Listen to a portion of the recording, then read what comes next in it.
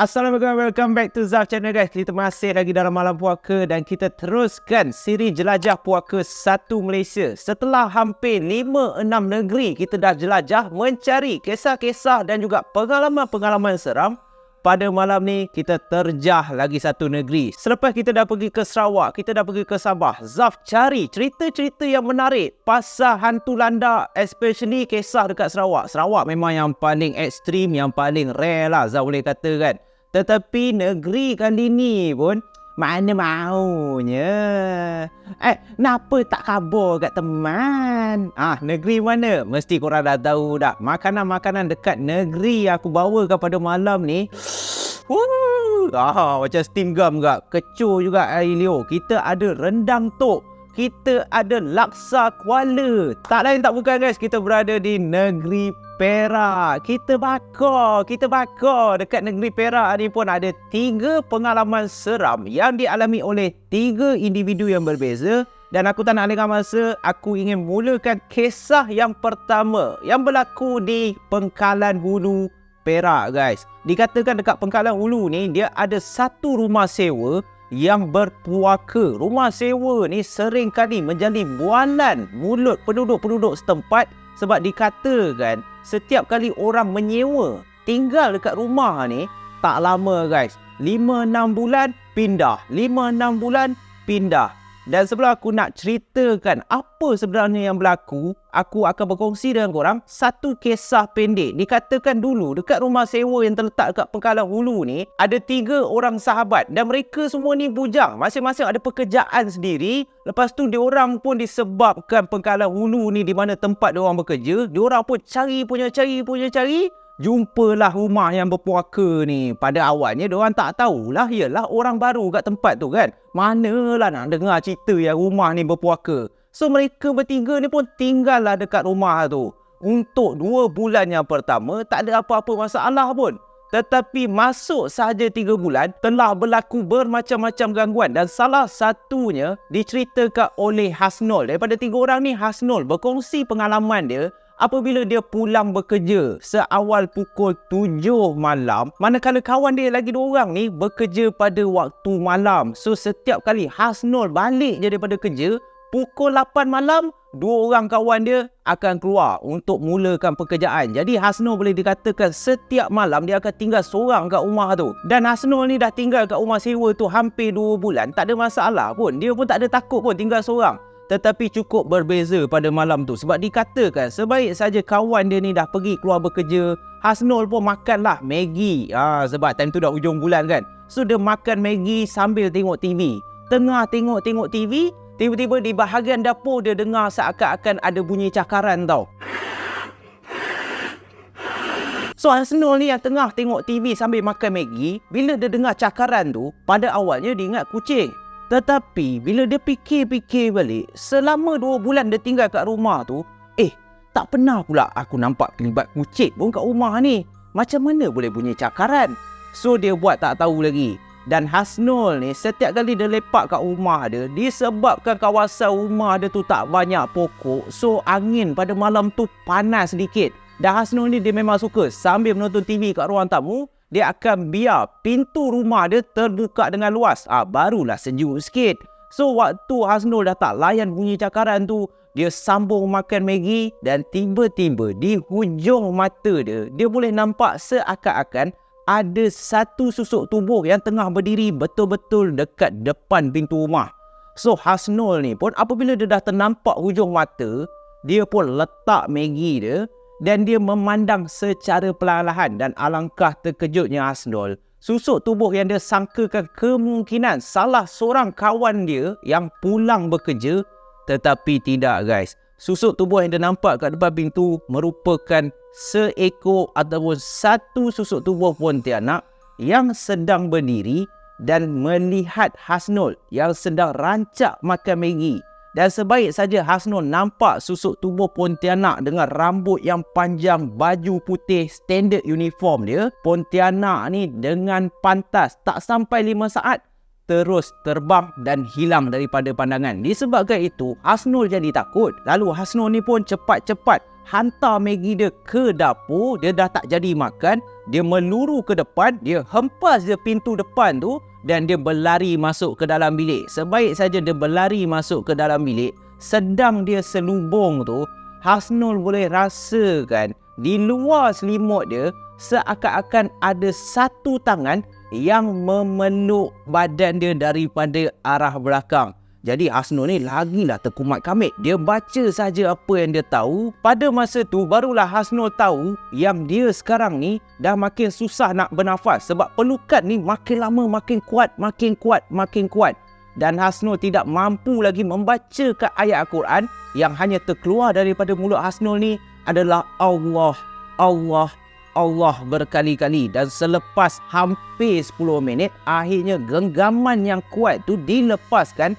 Dan Hasnul tak lengah masa, dia pun keluar ke ruang tamu, mencapai kunci motosikal dia.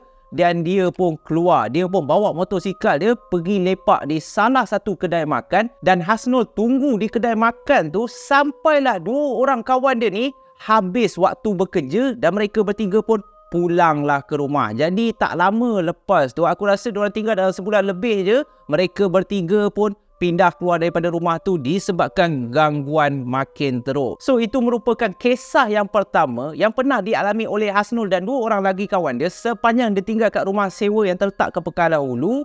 Dan selepas Hasnul keluar daripada rumah tu, lebih kurang dalam 4 bulan, ada pasangan suami isteri yang baru berkahwin. Bila baru berkahwin ni pendapatan bukannya kuat sangat. Kau nak cari rumah sewa pun yang murah-murah je. Dan kejadian yang dialami oleh Mak Jan dan juga isteri dia lagi menyeramkan, guys. Pada bulan pertama, sebaik saja Mak Jan bersama isteri dia yang bernama Husnah berpindah masuk dekat rumah sewa tu, segala-galanya nampak indah. Rumah tu cantik, ada 3 bilik, harga yang berpatutan dan memang sesuai untuk mereka memulakan kehidupan sebagai pasangan suami isteri. Tetapi untuk bulan yang pertama je lah. Selepas masuk 2 bulan, telah berlaku beberapa kejadian yang agak pelik. Dikatakan adalah satu hari, Husnah ni memberitahu Mak Jan bahawa dia terpaksa pulang ke kampung disebabkan kesihatan mak dia tidak berapa baik.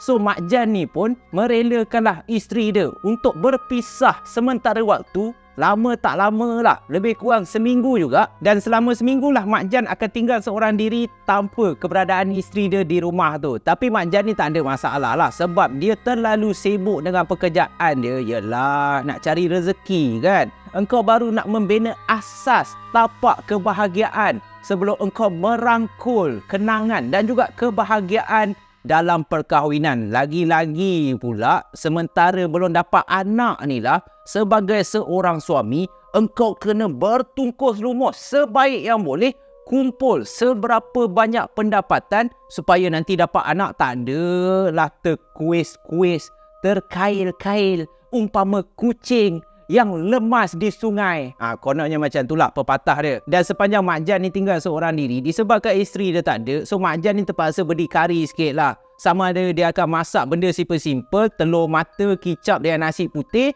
Kalau tak pun dia akan pergilah dekat kedai makan yang berdekatan dan dia akan bungkus makanan dia. So bila masuk hari ketiga, dia tinggal seorang diri dekat rumah tu. Sebaik saja Mak Jan pulang daripada bekerja pada pukul 8.30 malam, bila dia buka sahaja pintu, dia nampak yang isteri dia sedang duduk di sofa. Lalu Mak Jan terkejut lah. Baru 3 hari pulang ke kampung, takkanlah dah balik-balik? Mak macam mana? Dan Husnah yang tengah duduk ni cakap dekat laki dia, saya baru balik. Abang okey ke? Saya nak teman abang. Kesian abang seorang. Tak sanggup saya nak tinggalkan abang lama-lama seorang diri. So bila Mak Jan ni terdengar jawapan tu daripada isteri dia, Mak Jan ni mengukir senyuman. Dia happy lah. Baru masuk 2 hari pun tanpa isteri dia, dia dah rasa susah betul hidup kat rumah tu. Nasib baiklah bini dia tak jadi nak tinggal kat kampung selama seminggu. Baru 3 hari dah pulang ke rumah dah. Tetapi guys, masuk sahaja hari keempat, keesokan paginya, apabila Mak Jan ni dikatakan lepas dia dah pulang daripada bekerja, dia pun menonton televisyen bersama isteri dia si Husnah ni. Tengah tengok-tengok televisyen, tiba-tiba Mak Jan ni terdengar daripada arah dapur seakan-akan ada bunyi orang selongkar tong sampah. Disebabkan Mak Jan dengar ada sesuatu yang menyelongkar tong sampah dia sehingga terjatuh kat bahagian dapur tu, Mak Jan ni terus bangkitlah, bangun daripada sofa dia, meluru pergi ke dapur sebab dia takut kalau kucing ni, alamak, lagi leceh kalau dah bersepah kotor kan, dengan sampah berselerak, lagi pening kepala nak kemas. Dan bila Mak Jan ni sampai dekat area dapur tu, dia tengok tong sampah dia dah berselerak dah, sampah tu dah berterabur dekat lantai. So Mak Jan ni pun bising lah, alah, apa ni, aduh, siapa yang buat sampah ni? Mak Jan cuba juga cari mana kucing tu. Tapi Mak Jan tak jumpa kucing pun. Nak menambahkan pening kepala Mak Jan ni, katalah kucing yang selongkar tu sampah dia pun, daripada mana kucing ni masuk? Mana ada ruang yang kucing ni boleh selit nak masuk ke dalam rumah dia? Pintu di bahagian dapur tertutup, segala tingkap semua tertutup dekat dapur. Tetapi Mak Jan ni tak nak fikir banyak. Dia jenis yang positive thinking. Lagipun tak pernah pun mengalami kejadian-kejadian seram selama sebulan tinggal kat rumah tu. So Mak Jan ni pun sambil mengomel tu, dia kemaslah balik. Dia ikat tong sampah tu, dia sapu balik sampah-sampah yang dah berselerak.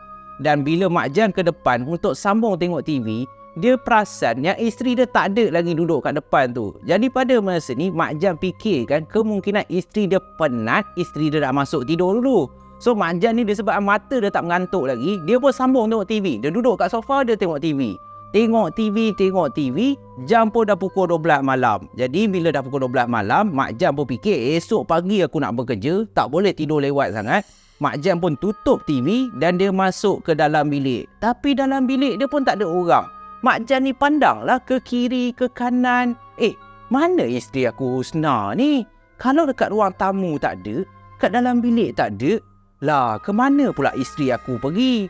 Dan waktu dia tengah memikirkan mana isteri dia pergi, tiba-tiba Mak Jan ni terdengar daripada dalam bilik air yang berada kat dalam bilik tidur dia, ada orang tengah mandi. Bunyi air shower tu deras dia turun tau. So bila dia dengar macam tu, okeylah, Husna rupanya mandi dekat dalam bilik air. So Mak Jan ni pun lega lah sikit. Dia pun tidur lah. Tengah dia baring-baring tu, tiba-tiba barulah Mak Jan ni dia tersedar daripada tidur dia. Dan dia rasa pelik sangat. Sebab sepanjang dia tinggal bersama isteri dia, dia dah cukup kenal dah. Husna ni adalah seseorang yang memang tak suka mandi malam. Paling kurang pun Husna ni akan mandi paling lambat pukul 8 malam. Ini dah dekat pukul 1 pagi dan hampir setengah jam Mak Jan ni boleh dengar lagi bunyi air shower tu masih terpasang daripada arah bilik air. So Mak Jan ni pun disebabkan dia tengok isteri dia masih lagi kat dalam tandas, dia pun dah risau. Lalu Mak Jan pun pergi ke arah pintu tandas, dia pun ketuk lah. Tak. Sayang.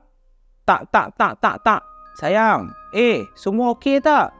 You okey tak? Apa yang lama sangat you mandi ni? Dan Mak Jan boleh dengar daripada dalam bilik air tu ada suara perempuan seakan-akan sedang menyanyi, guys.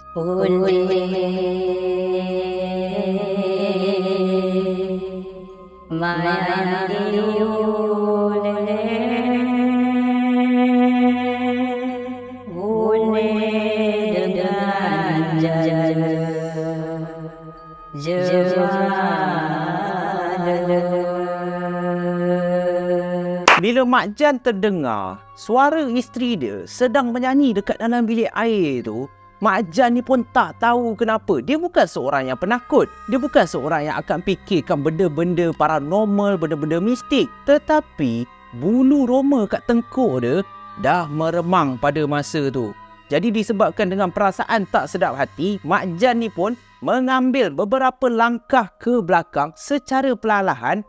Dan bila Mak Jan ni pusing ingin pergi ke arah katil dia, alangkah terkejutnya Mak Jan sebab dekat atas katil dia, dia boleh nampak yang isteri dia, Husna ni, dalam selimut tengah tidur lena. So Mak Jan pada masa tersebut, dia terkejut. Tetapi pada masa yang sama, ini semua tak logik ni.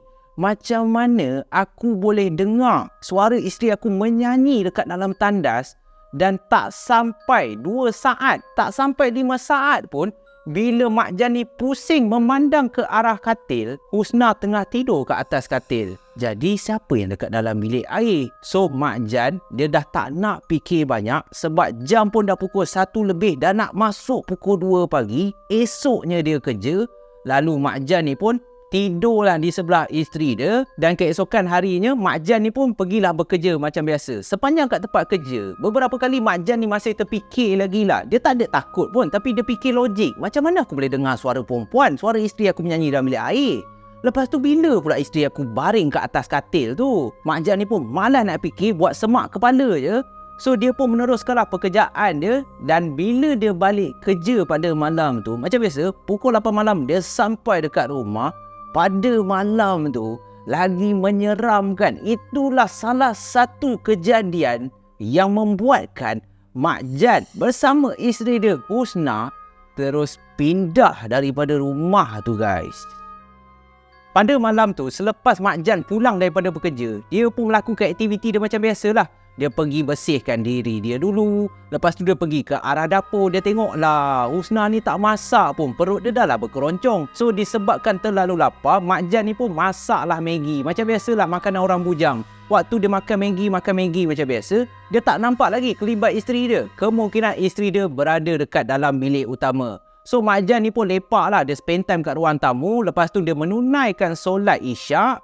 Dan Mak Jan ni pun disebabkan hari tu terlalu banyak kerja, dia pun tidurlah. Dia masuk tidur. Waktu dia masuk ke dalam bilik, dia nampak isteri dia si Husna ni dah pun baring dekat atas katil. So Mak Jan pun macam biasalah. Dia baring kat sebelah Husna dan dia pun tidur. Tidur.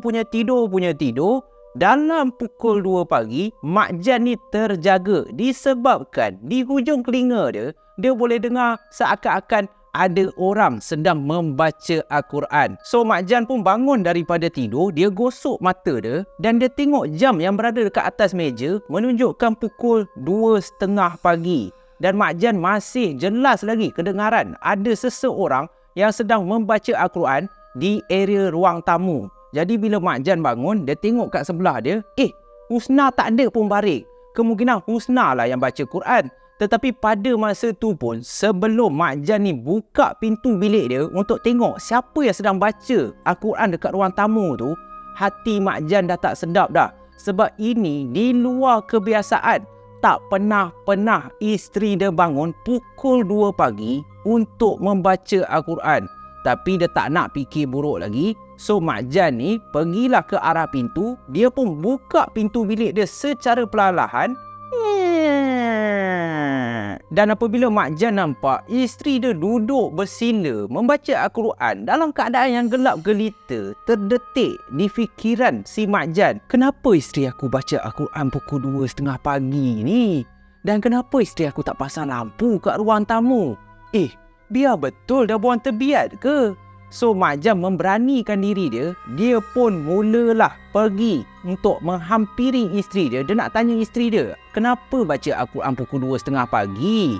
Tetapi belum sempat dia tegur isteri dia, tiba-tiba isteri dia yang sedang duduk dalam keadaan bersila ni menggoyangkan badan dia ke kiri ke kanan, ke kiri ke kanan. Bismillahirrahmanirrahim. Alhamdulillahi Rabbil Alamin. Pada masa tu Mak Jan dah tak lengah masa dah. Dia terus masuk ke dalam bilik dia. Dia pun tutup, dia kunci pintu bilik dia. Dan Mak Jan capai telefon bimbit. Dia pun tak tahu kenapa, tetapi dia ada satu insting, dia ada satu naluri. Dia kena call isteri dia. Dan pada masa ni lah lagi Mak Jan terkejut. Sebab isteri dia yang sedang berada dalam talian katakan bahawa dia masih lagi berada dekat kampung. Isteri dia pun pelik. Abang okey tak bang? Abang, kenapa abang call saya pagi-pagi ni? Ada apa-apa jadi ke? Bila Mak Jan dengar yang isteri dia masih lagi berada kat kampung, Mak Jan ni dah menggigil dah. Lalu dia pun cakap kat isteri dia, tak ada apa, abang saja je call sayang. Jaga dirilah Kirim salam kat mak.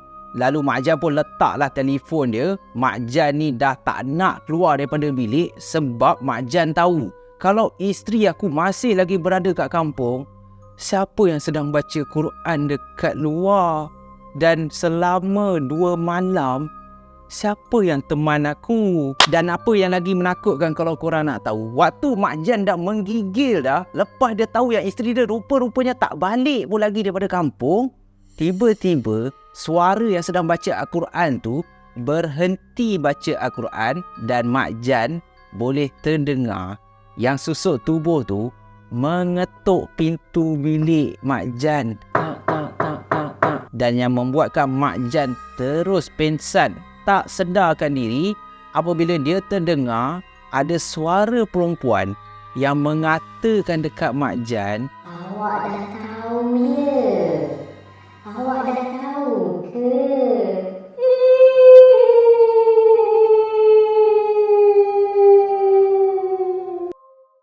Kisah yang kedua ni berlaku kepada Danny. Danny merupakan seorang content creator, seorang YouTuber yang membuat kisah-kisah paranormal, mencari-cari hantu, pergi ke tempat-tempat seram, merakamkan secara live kejadian-kejadian rumah-rumah yang dikatakan berpenunggu ataupun berpuaka. So adalah satu hari Danny ni daripada Lenggong Perak, dia ingin pulang ke rumah dia yang terletak dekat Baling Kedah. Dia ada kat Perak tu pun sebab dia melawat salah seorang rakan dia. Kononnya nak buat konten lah, nak pergi cari hantu di sekitar Perak. Dia dah pergi Kelly Castle, lepas tu dia dah pergi rumah terbiar dekat area Taiping. Dan sewaktu dia dah nak pulang, selepas dah 3 hari berada di Perak, dia pun singgah lah, on the way dia nak balik daripada Lenggong tu, dia pun singgah lah di salah satu kedai makan yang terletak kat tepi jalan. Dan sewaktu Danny ni tengah menyantap makanan dekat warung kopi tu, telinga dia boleh terdengar perbualan pakcik-pakcik ni yang mengatakan, "Oh, dekat area sini tu rumah depan tu, oi, bila yang nak roboh ya?" Apa hal cakap Kedah pula? Tapi pakcik tu memang asal daripada Kedah kot. So Danny ni dengar lah pakcik ni borak, "Oi, rumah tu yang berpuaka lah. Hari tu ada orang kena ganggu." Jadi bila Danny terdengar, dia dah rasa excited lah. Ada lagi ke area sini yang rumah berpuaka? So lepas Danny ni dah habis makan apa semua, dia pun pergilah dekat pakcik-pakcik yang berborak tadi tu. Lalu Danny tanya kan, "Pakcik, dekat sini ada rumah berpuaka juga ke?" Dan pakcik tu pun mengatalah kan dekat Danny, "Hang tak tahu ke? Ni rumah depan ni, kalau hang ikut jalan besar ni, hang straight je. Lepas tu hang tengok belah kiri, dia ada sebiji je rumah kayu. Itu dah lama dah tak ada orang duduk." "Kenapa adik tanya?" So Danny pun memperkenalkan diri dia, "Saya ni YouTuber pakcik. Saya memang suka cari-cari hantu ni. Dah 2 hari dah saya pergi. Kelly Castle saya pergi. Tapi tempat-tempat saya pergi tu tak ada hantu lah pakcik. Tak cukup seram lah. Pakcik boleh tunjukkan jalan ke dekat mana rumah yang pakcik cakap ni?" So pakcik tu pun lepas dah dengar Danny ni seorang YouTuber mencari hantu, pakcik ni pesan lah dekat Danny, adik seorang nak pergi ke rumah tu. Kalau boleh tak payahlah adik. Sekarang ni pun dah pukul 11 malam dah. Bahaya kalau adik seorang. Tapi kalau adik ni memang jenis berani kan, kalau adik betul lah nak jumpa hantu, adik straight je. Adik straight jalan ni, tak jauh pun, dalam 500 meter, belah kiri tu, rumah dia sebiji dekat situ. Tapi pakcik pesan awal-awal, jangan lama-lama dik kat dalam rumah tu. Lalu Danny pun mengambil lah nasihat pakcik tu. Dia pun mengucapkan terima kasih dan tak buang masa. Danny terus bayar makanan dia, dia masuk ke dalam kereta dan dia pun pergilah menuju ke rumah yang dikatakan oleh penduduk-penduduk setempat, rumah yang lama dah terbiar dekat area Lenggong Perak tu. Dalam hati Danny, alhamdulillah, rezeki aku malam ni. Dah 2 tempat sepanjang aku tinggal kat Perak ni, 2 tempat mengecewakan. Aku harap apa yang pakcik tu cakap, rumah ni memang berpuaka, memang ada penampakan-penampakan entiti, dapatlah aku rakam. At least berbaloi lah aku daripada Kedah datang kat Perak ni. So dalam 500 meter Danny ni bawa kereta dia, akhirnya dia nampak rumah yang dikatakan berpenunggu. Rumah tu daripada luar pun Danny dah tersenyum dah. Dia ada satu aura yang menyeramkan. Dah nampak buruk, rumah kayu pula tu. Dan rumah ni besar pun besar juga, 2 tingkat. So Danny pun pergilah dekat kawasan rumah tu. sekeliling rumah tu memang gelap, tak ada lampu jalan. Jadi Danny ni pun lepas dah parking kereta dia pun persiapkanlah segala peralatan dia. Kamera, lampu, lepas tu handphone dia sebab dia nak buat live. Dan waktu dia tengah set up barang dekat kereta dia memandang sekali imbas ke arah rumah usang tu. Danny ni boleh nampak daripada dalam rumah tu seakan-akan ada 2-3 benda yang berlari tau. So Danny ni cakap lah kepada diri dia, alamak, relax lah, aku tengah set up kot. Wah, awal sangat kau munculkan diri. Betapa bongkaknya Danny. So selepas dia dah siap lampu, kamera apa semua, dia pun memulakanlah langkah dengan bacaan Bismillahirrahmanirrahim. Danny pun masuklah ke dalam rumah usang tu. Sebaik saja Danny naik tangga rumah kayu tu, dia boleh terdengar. Memang rumah kayu yang dah lama, dia akan mengeluarkan bunyi. Dan Danny pun menolaklah pintu rumah kayu tu. Dan menggunakan lampu suluh, Danny tengok dekat dalam rumah tu dah berhabuk. Rumah tu dah lama. Ada kawasan yang papan-papan dia dah rosak dah. Jadi Danny kena berhati-hati. Dan sebagai seorang content creator, Danny pun memulakan aktiviti paranormal dia. Sambil membuat live tu, dia pun mengatakan kepada follower-follower dia, "Hello guys, welcome back to Berani Watnat TV bersama your boy Danny." Sekarang ni Danny korang tengok, rumah ni memang betul-betul usang lah. Danny sekarang berada di salah satu rumah yang dikatakan berpenunggu. So kalau korang tengok suasana dia, Danny seorang diri ni. Kalau korang nampak apa-apa, dia screenshot, SS. Tekan like. So Danny ni dah excited dah. Lagi-lagi pula makin ramai yang tengok dia punya aktiviti paranormal tu. Daripada 100 orang naik 200, lepas tu naik 400, dan akhirnya seramai 2,000 orang yang sedang menyaksikan Danny mencari hantu dekat rumah usang tu. Tengah dia jalan-jalan dalam rumah tu, akhirnya Danny nampak ada satu tiang seri. Tiang yang berada betul-betul di tengah rumah. Dan dekat tiang tu, Danny ternampak terlekatnya satu kain kuning. Kain kuning yang dipaku dekat tiang seri rumah tu. Jadi bila dah ternampak kain kuning tu, Danny dalam hati dia, ini peluang ni. So dia pun mengalihkan kamera dia, menghadap ke kain kuning tu. Dan dia katakan kepada pengikut-pengikut dia, korang, nampak ni? Ni tiang seri kat rumah ni. Korang kena vote. Berapa ramai yang nak aku cabut kain kuning ni? Siapa yang berani ataupun siapa yang tak berani? Come on lah, ni Danny kot. Betapa belagaknya bila Danny tanya ataupun ajukan soalan tu kepada orang yang sedang tengok live dia tu. Ada setengah cakap, tak payah Danny cabut, kau jangan main-main, dah lah kau seorang. Dan ada setengah lagi yang excited macam Danny juga. Cabut je bang, abang berani, tak payah takut. Alah, kain kuning tu bukan ada apa pun bang, benda ni semua syirik. So Danny dengan perasaan yang berlagak, dia tak fikir panjang, dia terus rentap je kain kuning yang dipaku kat tiang seri tu.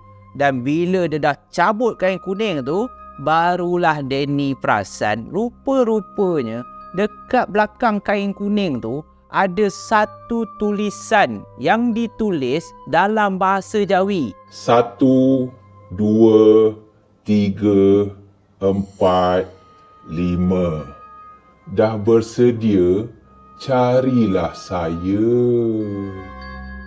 Danny pun meneruskan aktiviti dia ke tingkat 2 rumah usang tu. Jadi sepanjang dia melakukan aktiviti paranormal tu, masih terngiang-ngiang di fikiran dia. Adalah sedikit rasa penyesalan. Kenapalah dia pergi berlagak sangat, tak fikir panjang, terus rentap je kain kuning tu.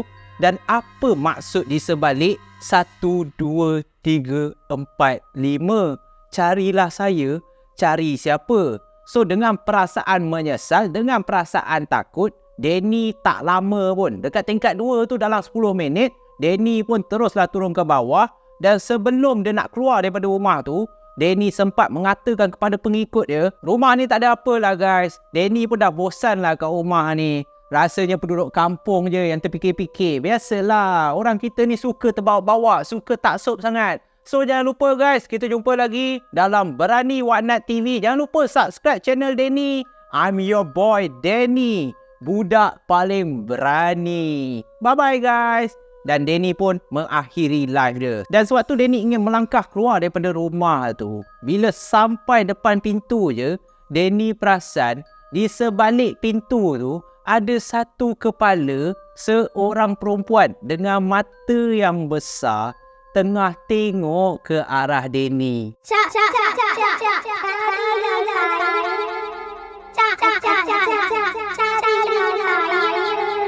Bila ternampak sahaja kepala perempuan yang menjenguk daripada tepi pintu tu, Denny pun terkejut. Kamera dia pun terjatuh ke lantai dan dalam keadaan yang gelabah. Sewaktu Denny ingin mencapai kamera dia, lagi sekali dia terpandang ke arah tingkap rumah tu dan kepala yang sama, kepala perempuan dengan mata yang besar sekarang ni tengah tengok Denny di sebalik tingkap pula. Carilah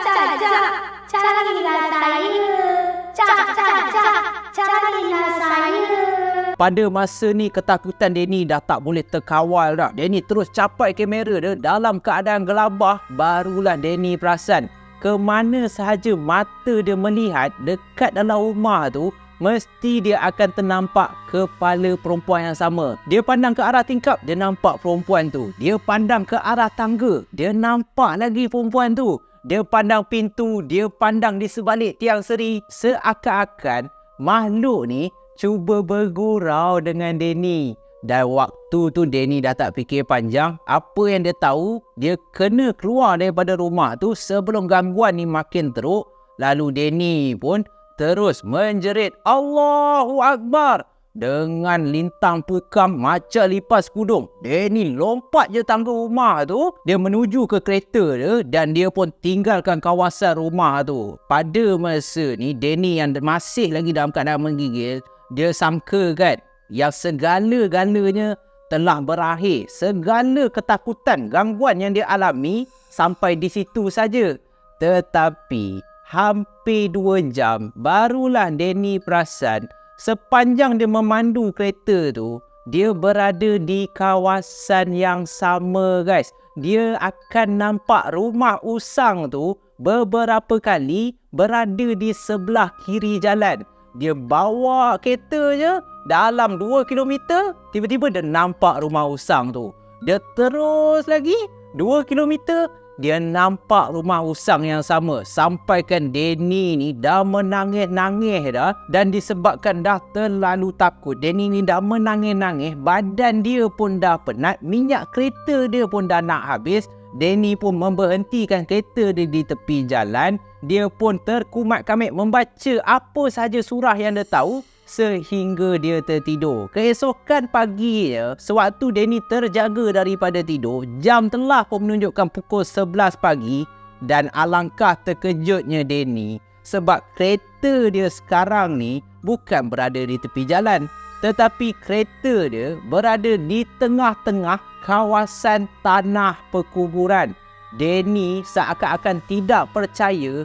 Dia tak tahu macam mana kereta dia boleh berada di tengah-tengah kawasan perkuburan. Dan bila Denny keluar daripada kereta dia, lagi bertambah malam sebab keempat-empat tayar kereta dia dah bocor, dah kempis dah. So Denny tak boleh nak bergerak ke mana. Nasib baiklah Denny ada kawan yang tinggal dekat Perak. Denny pun call kawan dia. Lalu waktu kawan dia datang, kawan dia dah tergelak dah. Tengok Denny ni keadaan dah berpeluh-peluh, dah kusut masai dengan mata dah bengkak.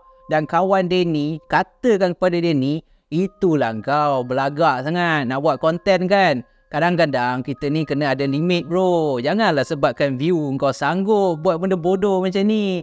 Kan dah terkena padan muka kau.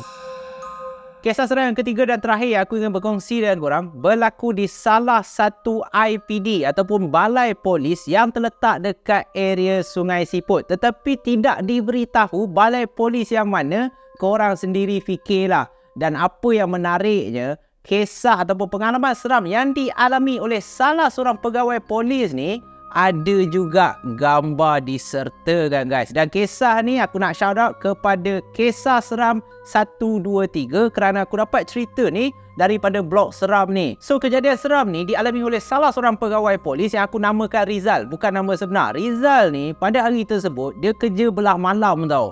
So dekat balai polis yang letak kat Sungai Siput ni, waktu dia tengah kerja-kerja, masuk je jam pukul 7 petang, adalah 2 orang pegawai daripada Jabatan Kesihatan. Dia orang nak buat fogging. Fogging tu yang halau nyamuk Aedes tu, yang asap macam asap vape tu kan. Jadi apabila 2 orang pegawai kesihatan ni datang untuk buat fogging dekat kawasan balai tu, Rizal ni pun benar lah kan. So Rizal ni sambung lah buat kerja. Dia sambung buat kerja dalam pukul 8 lebih. Ada salah seorang pegawai kesihatan ni datang masuk ke dalam balai tu, dan dia pun cakap dekat Abang Rizal, Inspektor Rizal, saya nak tanya sikit lah, dekat kawasan perumahan polis belakang ni, memang ada orang tinggal kat situ ke? So bila pegawai kesihatan ni tanya Inspektor Rizal macam tu, Rizal ni pun cakap lah dekat abang ni, orang? Quarters mana ni? Ni, rumah belakang ni. Rumah belakang ni sendiri tu memang tak ada orang. Kenapa abang? Dan betapa terkejutnya apabila pegawai kesihatan ni, dia terus keluarkan telefon bimbit dia. Dia tunjuk satu gambar dekat Abang Rizal. Dan bila Abang Rizal tengok, ya Allah, Abang Rizal pun terkejut bila dia tengok gambar yang diambil oleh pegawai kesihatan ni. Lalu Abang Rizal pun tanyalah dia, awak ambil gambar ni memang dekat kuarters belakang ni? Rumah perumahan belakang ni ke? Dan pegawai kesihatan tu pun menganggukkan kepala dia. Jadi Abang Rizal keluarlah ikut pegawai kesihatan ni untuk pergi tengok ke kawasan kuarters ataupun perumahan polis yang terletak kat belakang balai tu. Dan bila Abang Rizal pusing sekeliling kuarters tu, tak ada pun perempuan. So macam mana ataupun siapakah perempuan yang tengah berdiri dekat tepi kuarters polis tu dalam keadaan yang kaku? Dan yang lagi menakutkan, apabila pegawai kesihatan termasuk Abang Rizal perasan, wanita yang berdiri ni kaki dia tak jejak tanah. So bila dah ternampak macam tu, Abang Rizal ni pun cakap dekat pegawai kesihatan ni untuk dia hantar gambar tu ke telefon bimbit Abang Rizal supaya Abang Rizal boleh tunjuk kepada pegawai-pegawai lain penampakan yang dikatakan gangguan yang pernah dialami oleh beberapa pegawai lain. Dan disebabkan gambar tu juga telah terjawab beberapa gangguan yang pernah dialami oleh pegawai-pegawai polis yang lain semasa mereka bekerja malam di kawasan balai tu. Mereka katakan pernah ternampak kelibat wanita yang sama berjalan-jalan di sekeliling balai polis tu, bunyi ketukan, bunyi kadang-kadang ada perempuan sedang menangis. Dan yang lagi menyeramkan, pernah juga pegawai-pegawai polis ni terdengar bunyi cakaran pintu, cakaran dinding. So berdasarkan gambar yang aku tunjuk dekat semua geng puaka, apa pendapat korang? Adakah penampakan yang dirakam oleh pegawai kesihatan tu adalah gambar yang betul? Boleh ke kamera telefon bimbit kita merakamkan entiti-entiti ataupun makhluk-makhluk halus ni? Korang nilai sendiri, yang penting jangan terlalu taksub. So itu saja kisah untuk malam ni. Aku harap korang terhibur. Kalau korang nak tahu balai polis mana yang terletak dekat Sungai Siput ni, korang tengok gambar tu, korang sendiri fikirlah. Kalau korang suka, korang tekan button like. Dan jangan lupa tekan button subscribe. Dan kalau korang tak suka, korang boleh tekan button dislike yang akan membuat aku sedih. Dan korang komenlah dekat bawah. Semoga aku boleh menambah baik cara penyampaian aku. Dan yang paling penting, aku nak korang kekal ceria dan terhibur dalam malam puaka. So insyaAllah kita jumpa lagi dalam malam puaka yang akan datang. Sebelum kita habis, soalan biasalah. Dalam siri Jelajah Puaka Satu Malaysia, lepas Perak ni, negeri mana lagi geng puaka yang kita nak terjah? Negeri mana lagi yang ada kisah-kisah seram? Tinggalkan komen dekat bawah. Stay safe, stay healthy. Kita bakar.